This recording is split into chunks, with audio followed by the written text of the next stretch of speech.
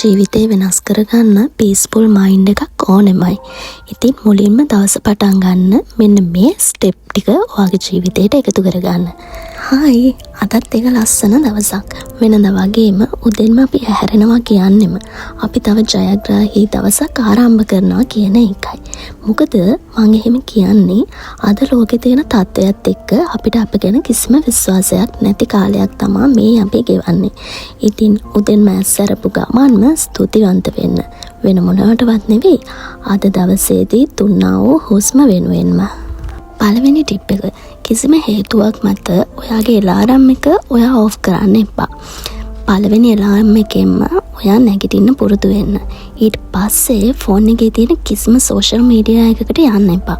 අඩුම තරමේ පැය භාගයක්වත් ඔයාගේ ෆෝන් එක අතට නොගෙන ඉන්න පුරුදු වෙන්න. දෙවෙනි ටිප් එක, බෙඩ් එක හදාගන්න පුරුදු වෙන්න. උදේම නැගිට ගමන් ඇඳෙන් බැහැලා ඔයාගේ බෙඩ් එක හදාගන්න පුරුදු වෙන්න. ඒකෙන් ඔයාගේ බ්‍රේන් එක අඳුරගන්නවා පිළිවෙල කියන දේ. ඒකෙන් දවස පටන් ගන්නෙදිම සාර්ථකත්වය සහ පොසිටිව් එනර්ජි එකක් එනවා.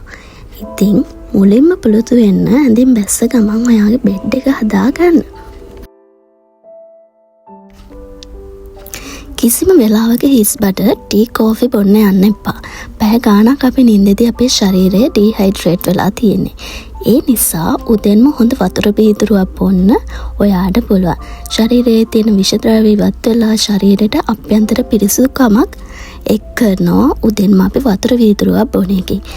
ඒ වගේම තවත් බෙනිෆිට් ගොඩාක් ලැබෙනවා ඔයා මේ පුරුදුවගේ ජීවිතයට එකතු කරගත්තොත්.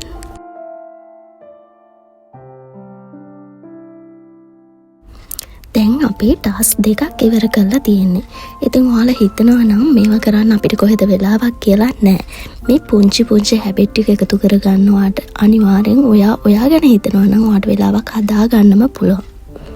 අනිත් එක මේවට ලොකු කාලයක් යන්නේ නෑ.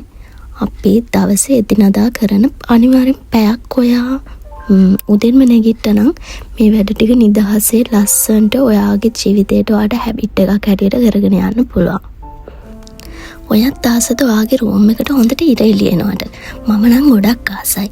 ඉතින් මම මුලින්ම කරන්නේ හොඳට ඉර එළිය එන්න රූම් එකේ කර්ටන් ටික ඇරලා හොඳට ඉර එළියට ඇතුළට එන්න ඉඩ දෙන එක.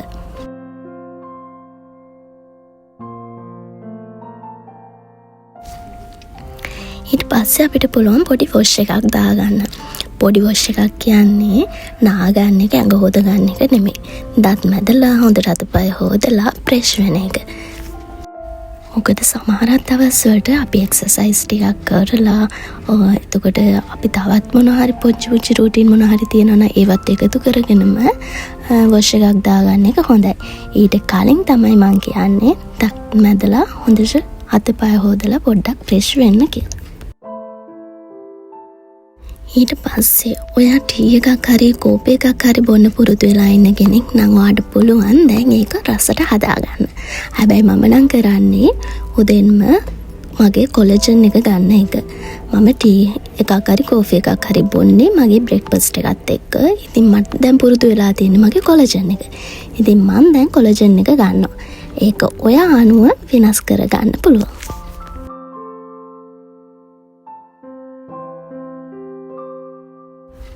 පිටරටක ඉන්නකොට මේ දේවල් කරන්න අපිට වෙලාවක් හදාගන්න අමාරුයි තමයි. හැබැයි ඔයා නැගිටින වෙලාවට පැයක් කලින් නැගිටලා ඔයාට පුළුවන් නම් මේ හැබිට් ටික ඔයාගේ ජීවිතයට එකතු කරගන්න. ඒ වෙන කවුරුත් වෙනුවෙන් නෙමෙයි. ඒ ඔයා වෙනුවෙන් ඔයාට දෙන පුංචි තෑග්ගක් වේවි.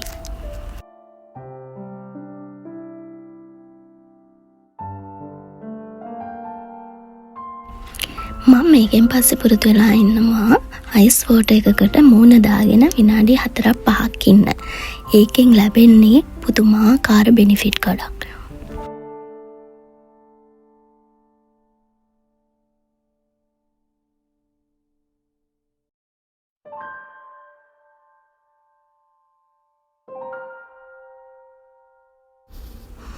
අයිස් වෝටර් එකකට මූණ දාගෙන ඉන්න එකෙන් අපේ නිදිමත ගතිය, අපේ ශරීරයේ තියෙන කම්මැලිකම, ඒ වගේම ඇක්නි කන්ට්‍රෝල් වලටත් මේක හොඳ ක්‍රමයක්. ඒ වගේම ඔයාගේ මූඩ් එක අප් වෙලා ඔයාගේ මනස නිදහස් කරගන්න මේක හොඳ ක්‍රමයක්. තව දෙයක්, ඔයාගේ ඇස් වටේ කළු වෙලා තියෙනවා නම් අයිස් කැටයක් අරගෙන ඇස් වටේ ඇතිල්ලුවාම ඒ ඇස් වටේ කළු වෙලා තියෙන අඳුරු ගතිය අඩු කරගන්නත් ඕගොල්ලන්ට මේ ක්‍රමය භාවිතා කරන්න පුළුවන්.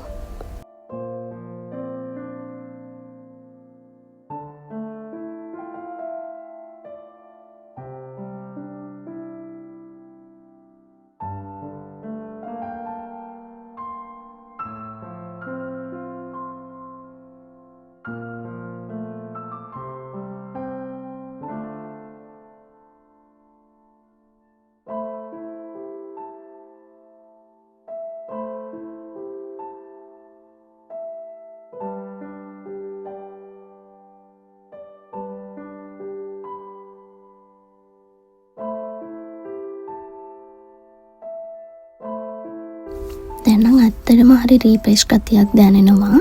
ඊළඟ හැබිට් එක තමයි අපි අපේ දවස ප්ලෑන් කරගන්න එක. මේ විදිහට දවස ප්ලෑන් කරගන්න පුළුවන් තරම්, මොකද ප්ලෑන් එකකට ගත කරන්න පුරුදු වුණාම හරි ඩීසන් විදිහට අපේ ජීවිතේ වෙනස් වෙන්න පටන් ගන්නවා. අපි දවසින් දවස අපේ ඩ්‍රීම් වලට ලං වෙනවා. මේ විදිහට අපේ දවසේ වැඩ කරගන්න තියෙන දේවල් ටික ඒ දවසේ ප්ලෑන් කරලා ඒ විදිහට අපි පටන් අරගෙන ඉවර කරගන්න පුළුවන් නම්, සමහර වෙලාවට අපිට උදේට මේක ප්ලෑන් කරගන්න බැරි වෙන්න පුළුවන්. ඒ වුණාට අපිට රැට අනිවාර්යෙන් පහුගදා දවස ප්ලෑන් කරලා තියාගන්න පුළුවන්. මට මේ ටිකේ නිවාඩු නිසා තමයි මම උදේ නැගිටලා මේ විදිහට දවස ප්ලෑන් කරන්න පටන් ගත්තේ. එහෙම නැතුව නම් මම අනිවාර්යෙන්ම පහුවදාට කරන්න තියෙන්නේ මට පුංචි දෙයක් නම් ඒ පුංචි දේ හරි මම ප්ලෑන් කරලා ඒ විදිහට කරන්න පුරුදු වෙලා ඉන්නවා. මේක හරිම හොඳ පුරුද්දක් ඔයාගේ ජීවිතයට ඔයාට එකතු කරගන්න පුළුවන් නම්.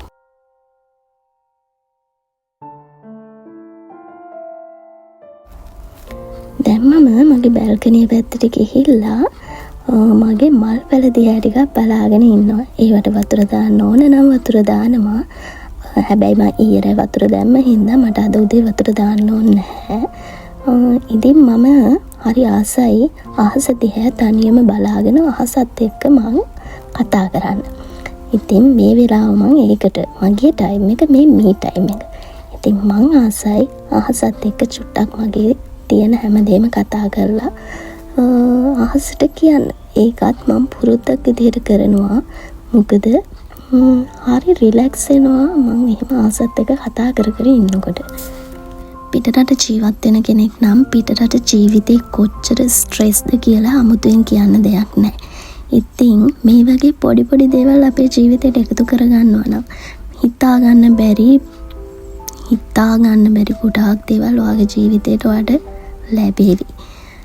ඔයාට චූටි මල් පැලයක් හරි ඔයාගේ රූම් එකෙන් තියාගන්න පුළුවන් නම් අන්න ඔයා බලන්න ඔයාගේ හිතට කොච්චර නිදහසක් තියෙයිද ඒ කොළ පාට ඔයාගේ ඇස්වල ගැටෙද්දි කියලා. ඉතින් මගේ බ්‍රෙක්ෆාස්ට් එකෙන් මම අද උදේ රූටින් එක ඉවර කරනවා. මාව අහගෙන හිටපු, මාව බලාගෙන හිටපු ඔයගොල්ලෝ හැමෝටම ගොඩාක් ස්තුතියි. ඉතින් තවත් මේ වගේ වීඩියෝ එකක් බලන්න මම ලබන සතියේ අනිවාර්යයෙන්ම ඔයාලට ලස්සන වීඩියෝ එකක් අරගෙන එනවා. එතකන් ඔයගොල්ලෝ හැමෝම පරිස්සමින් සතුටින් ඉන්න. Thank you for watching.